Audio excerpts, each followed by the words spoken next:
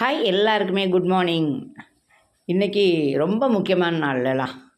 அடுத்த 5 வருஷம் தமிழ்நாடு ஆருக்கு கிடைக்கும் அப்படிங்கிற ஒரு ஆர்வத்தோடு எல்லாரும் எதிர்பார்த்துட்டுருக்கிற நாள். அந்த தலையில் எடுத்து மாற்றக்கூடிய நாள் இன்றைக்கி தான் நம்ம கையில் ஆயுதம் கிடச்சிருக்கு.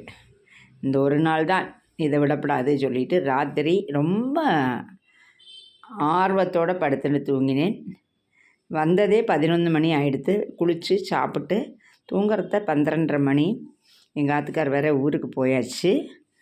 அதுக்கப்புறம் ஒரு 2:30 மணிக்கு ஒரு கால் வந்தது. ஒரு குழந்தைக்கு உடம்பு சரியில்லை, ஆஸ்பத்திரிக்கு போனோம் வரையலான்னு.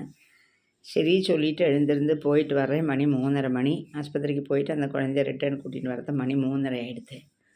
ஒரு அரை மணிக்கூர் படுத்துன்ட்டு எழுந்திருக்கலாமா, அப்படியே எழுந்திருந்து குளிச்சு விடலாமா பார்த்தேன். தூக்கம் ரொம்ப கண்ணை மூடுறது. அதனால் வேண்டாம், ஒரு தூங்கலான்னு பார்த்தா 5:45 என் புள்ள வந்து தான் எழுப்பினேன். அதுக்குள்ளே திரும்ப தூக்கம் போகல. சரி பகவான்கிட்ட சொன்னேன், சாரி, ஒரு குழந்தையோட உயிருக்கு வேண்டி நான் போனேன். அதனால் உனக்கு சரியான சமயத்தில் பிரம்ம முகூர்த்தத்தில் விளக்கேற்ற முடியலை, எல்லாம் நீயே பார்த்துப்பாய் பகவான் அப்படின்னு சொல்லிவிட்டு திரும்ப தூங்கினேன். அப்புறம் 6 மணிக்கு தான் எழுந்திருந்து கடகடான்னு குளித்து விளக்கேற்றினேன். வாசலில் விளக்கு வைக்க முடியல, 6:15 ஆகிடுது.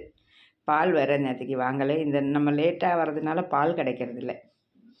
அதனால் பகவானுக்கு இன்றைக்கி ஒன்றும் இல்லை. எலெக்ஷன் அதுவுமா பகவான் பட்டினி இருக்கணும். அப்புறமா வாங்கி காய்ச்சறத ஒரு கிளாஸ் வச்சு விட்டேன். நம்மகிட்ட முடிஞ்சது. விளக்கேற்றிட்டு கடகடான்னு ட்ரெஸ் என் பிள்ளை சொன்னான்மா, நான் ஃபஸ்ட்டு நீ டைம் ஆகிறது நான் போட்டு வரேன், அவனுக்கு ஃபஸ்ட்டு ஆளாக போடணும்னு சொல்லிவிட்டு அவன் போட்டுட்டான். 6:50 ஆகிடுது. அதனால் நான் போடுறேன்னு சொல்லி போட்டேன். ஓடி போயிட்டு வந்தேன். அதுக்குள்ளே நீ ரெடி ஆகுமா, அவனை நான் கூட்டின்னு போகிறேன் பைக்கில் அப்படின்னு சொல்லிவிட்டு அப்படி ரெடியானோம்.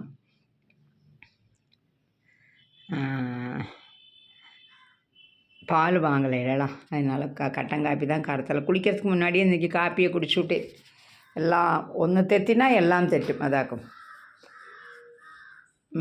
ஆத்தியம் கோணம்னா முற்றிலும் கோணம்ங்கிற மாதிரி எல்லாத்தையும் இதாகும். அப்புறம் சரி சொல்லிவிட்டு போய் காப்பியை கட்டங்காப்பி குளித்து விளக்கேற்றிட்டு போகலாம். பத்தில் அழகாக இருக்கா சாமி, சரி வாங்க ஓட்டு போட போகலான்னு சொல்லிவிட்டு எலெக்ஷன் கார்டு எடுத்துட்டேன். பெரம்பூரில் இருக்கிற பிபி ரோட்டில் இருக்கிற வஉசி அந்த ஸ்கூலில் தான், விஓசி ஸ்கூலில் தான் எனக்கு ஓட்டு. சரி சொல்லி அங்கே போயிட்டு போட போனேன். அவங்க கூடயே பைக்கில் போனேன். எல்லாருமே கிளம்பியாச்சு. அந்த பில்டிங்கில் எல்லோரும் ஓட்டு போட ரொம்ப ஆசையாக கிளம்பியாச்சு. நானும் பைக்கில் ஏறி போனேன். என்ன வீடியோ எடுக்காதம்மா, என்ன காட்டாதம்மா அப்படின்னா, போடா உன்னை காக்கவே இல்லை அப்படின்னு சொல்லிவிட்டு என்னை மட்டும் நான் வீடியோ எடுத்துட்டேன். பயங்கர ஃபாஸ்ட்டாக போகிறான் அவன் பாருங்க. மெதுவாக போடான்னா வேகம் போடணும்மா சொல்லிவிட்டு நேராக போனோம் விஓசி ஸ்கூல். பிபி ரோடு தாண்டி அந்த விஓசி.